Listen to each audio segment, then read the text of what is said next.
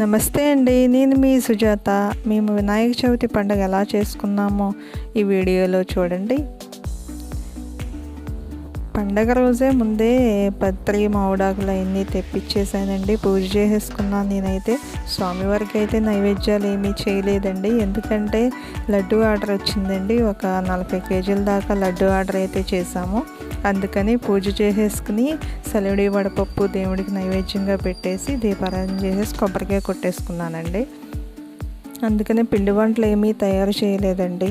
అయినా మేము తయారు చేసే లడ్డు ఆర్డర్ కూడా వినాయకుడికే కాబట్టి ఇవి పెద్ద లడ్డు తయారు చేస్తున్నామండి. వినాయకుడి చేతిలో పెడతారు కదా, ఒకటైతే 20 కేజీల ఆర్డర్ వచ్చింది, ఒకటి 10 కేజీలు, ఒకటి 5 కేజీలు. ఉదయం నుంచి సాయంత్రం దాకా మాకు ఈ లడ్డు ఆర్డర్ అయితేనే సరిపోయిందండి చేయటం. ఎందుకంటే లడ్డు చుట్టే పని లేకపోయినా కానీ పెద్ద లడ్డూలు కాబట్టి. ఇదిగోండి మా వారైతే 5 కేజీల లడ్డు అయితే చేస్తున్నారు.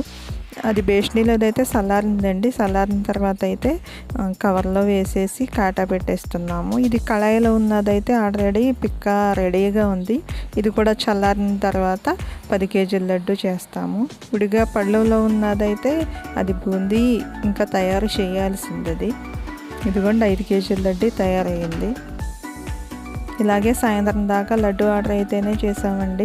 మిగిలిన లడ్డూలు అయితే కొంచెం చిన్న చిన్న లడ్డూలు, కొంచెం పిక్క మిగిలింది కదా అని ఇదిగోండి లడ్డు అయితే అదే పిక్కానండి. మనం కావాల్సిన సైజులో అయితే చేసుకోవచ్చు. 20 కేజీలు ఒకటి, 10 కేజీలు ఒకటి, 5 కేజీలు చేసిన తర్వాత కొంచెం మిగిలిన దాన్ని అది పిక్క అంటారండి. ఆ మిగిలిన అదైతే మేము లడ్డూల కింద తయారు చేస్తున్నాము, చిన్న చిన్న లడ్డూల కింద.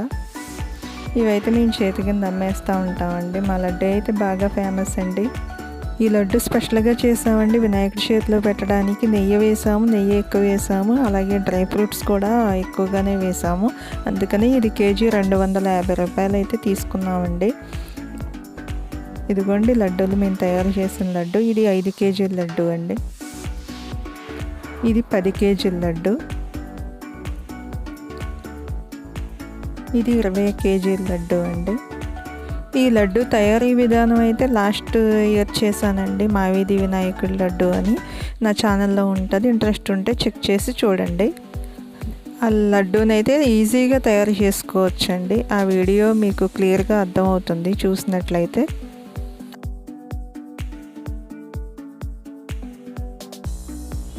ఆ పండగ రోజు అయితే సాయంత్రం టిఫిన్ సెక్షన్ కూడా పెట్టలేదండి. బండి కూడా ఇంకా మా వారికి అయితే ఇంకా నేను చేయలేనని ఓపిక లేదన్నారు. తెల్లారి పొద్దున్న అయితే నేను గుడికి వెళ్ళానండి. గుడికి వెళ్ళి మా వీధి వినాయకుడు అండి. 2 విగ్రహాలు అయితే పెట్టారండి మా వీధిలోని. ఒక వినాయకుడు, ఇది 2వ వినాయకుడు అండి. ఇద్దరైతే పెట్టారు. 2 వినాయకులను కూడా చాలా అలంకరణ బాగా చేశారండి. చాలా డెకరేషను, విగ్రహాలు కూడా చాలా అందంగా ఉన్నాయి. మా వీధి వినాయకుల్ని మీరు కూడా చూసేయండి. వీడియో కనుక నచ్చినట్లయితే లైక్ చేయండి, షేర్ చేయండి, సబ్స్క్రైబ్ చేయండి. బాయ్ అండి. వీడియో లాస్ట్ వరకు చూసినందుకు థ్యాంక్ యూ సో మచ్.